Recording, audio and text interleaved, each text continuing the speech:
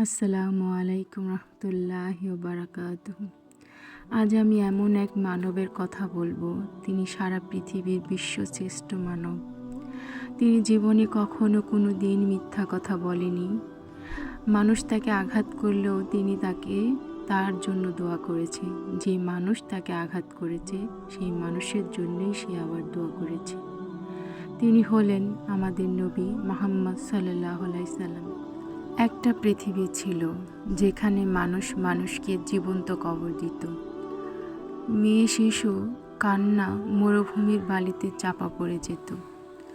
ক্ষমতাবানরা দুর্বলদের পিষে ফেলত। কাবাঘর, যে ঘর ইব্রাহিম আলাইসাল্লাম আল্লাহর জন্য বানিয়েছিলেন, সেই ঘর ভরে গিয়েছিল ৩৬০টি মূর্তিতে। মানুষ মানুষকে ভুলে গিয়েছিল, মানুষ আল্লাহকে ভুলে গিয়েছিল। ঠিক তখনই আসমানের উপরে একটা সিদ্ধান্ত হলো। পৃথিবীতে আসবেন এমন একজন যার আগমনে অন্ধকার কেঁপে উঠবে, যার নাম শুনে কোটি কোটি মানুষ কাঁদবে। তিনি হলেন মুহাম্মদ সাল্লাল্লাহু আলাইহি ওয়াসাল্লাম। সেই সময়টাকে বলা হতো জাহেলিয়াতের যুগ। আরবের মানুষ ছিল বিভ্রান্ত। মদ, জুয়া, যুদ্ধ, অন্যায় সব ছিল স্বাভাবিক। এক গোত্র আরেক গোত্রকে হত্যা করত বছরের পর বছর। কেউ দুর্বলদের সাহায্য করত না, দাসদের মানুষই মনে করা হতো না।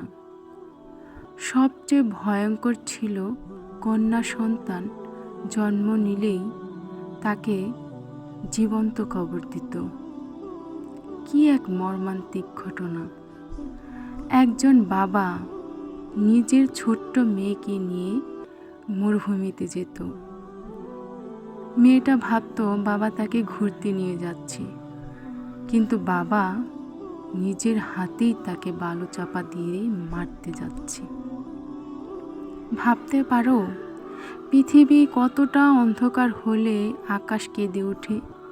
আর ঠিক তখনই আল্লাহ পৃথিবীর জন্য রহমত পাঠানোর সিদ্ধান্ত নিলেন।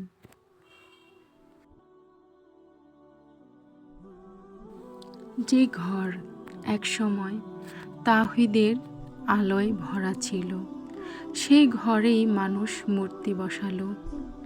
৩৬০টি মূর্তি। মানুষ পাথরের সামনে মাথা নত করত, নিজেদের হাতে বানানো মূর্তির কাছে সাহায্য চাইত। কিন্তু সেই অন্ধকারের মাঝেও কিছু মানুষ ছিলেন যারা এখনও এক আল্লাহকে বিশ্বাস করতেন। তারা অপেক্ষা করেছিলেন একজন শেষ নবীর, কারণ আগের অনেক কিতাবগুলোতেই সেই নবীর খবর ছিল। সবাই জানতো একজন আসবেন যিনি পৃথিবী বদলে দেবেন। তারপর অদ্ভুত কিছু ঘটনা ঘটতে শুরু করলো। প্যারিসের 1000 বছরের আগুন, যা কখনোই নিভত না, হঠাৎ নিভে গেল। রাজপ্রাসাদের দেয়াল কেঁপে উঠল। অনেক জ্যোতিষী আতঙ্কিত হয়ে পড়ল, কারণ আকাশের পরিবর্তনের ইশারা দেখা যাচ্ছিল। শয়তানরা আর আগের মতো আসমানের খবর চুরি করতে পারছিল না। মনে হচ্ছিল পৃথিবীতে অসাধারণ কিছু ঘটতে যাচ্ছে। নবী সাল্লাল্লাহু আলাইহি সাল্লাম জন্মের কিছুদিন আগে ইয়ামেনের শাসক আবরাহা সিদ্ধান্ত নিল সে কাবাঘর ধ্বংস করবে। সে বিশাল বাহিনী নিয়ে রওনা দিল। সাথে ছিল বিশাল হাতি। মানুষ ভয় পেয়ে গেল, কেউ কাবা রক্ষা করতে পারবে না। কিন্তু যখন বাহিনী কাবার কাছে পৌঁছালো, হাতিগুলোর সামনে এগোলো না, আর এগোতে পারল না। তারপর আকাশে দেখা গেল ছোট ছোট পাখি, যাদের ঠোঁটে আর পায়ে ছোট পাথর। সেই পাথর বর্ষিত হলো আবরাহার বাহিনীর উপর। এক মুহূর্তেই ধ্বংস হয়ে গেল শক্তিশালী সৈন্যদল, কারণ এটাই ছিল আল্লাহর ঘর, আর তার ঘর তিনিই রক্ষা করতে পারেন। আল্লাহ এই ঘর আল্লাহই রক্ষা করবেন। তারপর এলো সেই রাত, আরবের আকাশ যেন শান্ত হয়ে গেল।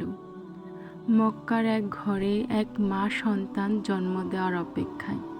তিনি ছিলেন আর সেই সন্তান, যিনি মানবজাতির সবচেয়ে দয়ালু মানুষ।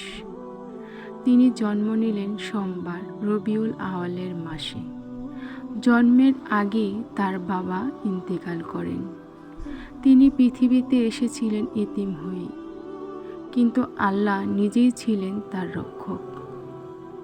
কেউ জানত না এই ছোট শিশুই একদিন বদলে দেবেন পুরো পৃথিবী।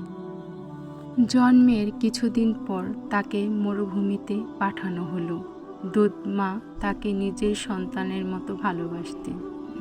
আর আশ্চর্যভাবে যেদিন থেকে নবী সাল্লাল্লাহু আলাইহি সাল্লাম তাদের ঘরে গেলেন, তাদের জীবনে বরকতময় নেমে এলো। শুকনো জমিতে ঘাস জন্মালো। দুর্বল উট দুধ দিতে শুরু করলো, কিন্তু সুখ বেশি দিন থাকলো না। মাত্র 6 বছর বয়সে তিনি হারালেন নিজের মা, একটা ছোট্ট শিশু। মায়ের কবরের পাশে দাঁড়িয়ে ভাবো কতটা নিঃসঙ্গ ছিল সেই হৃদয়। যদি তোমরা মা হালিমার, যে নবী করিম সাল্লাল্লাহু আলাইহি সাল্লামের সাথে সময় কাটানো, তাকে নিয়ে যাওয়া তার কাছে এই ঘটনাটি জানতে চাও, আমি পরবর্তী গল্পে এই ঘটনাটি বলবো। যে শিশু এতিম হয়ে জন্ম নিল, একদিন সে মানুষটাকে কোটি মানুষের হৃদয়ে আশ্রয় নিল। তিনি আমাদের শেখালেন দাস আর মালিকের সম্মান, মেয়ে শিশুর রহমত, ক্ষমা প্রতিশোধের চেয়েও বড়। তিনি ভাঙা মানুষকে জোড়া লাগালেন, অন্ধকার পৃথিবীতে আলো ফিরিয়ে আনলেন। আজ 1400 বছরের বেশি সময় পেরিয়ে গেছে, তবুও কোটি কোটি মানুষ তার নাম শুনলে কেঁদে ফেলে। কারণ তিনি শুধু একজন নবী ছিলেন না, তিনি ছিলেন রহমত। যদি কখনো মনে হয় পৃথিবীতে কেউ তোমাকে বোঝে না, তাহলে মনে রেখো একজন নবী ছিলেন যিনি তার উম্মতের জন্য রাতভর কেঁদেছেন। তিনি হলেন আমাদের প্রিয় নবী মুহাম্মদ সাল্লাল্লাহু আলাইহি ওয়াসাল্লাম। আর নবীর নাম শুনবেন, তখন সাথে সাথে সাল্লাল্লাহু আলাইহি ওয়াসাল্লাম এই কথাটা উচ্চারণ করবেন। আর আরও গল্প পেতে আমাদের সাথেই থাকবেন। ধন্যবাদ। আসসালামু আলাইকুম।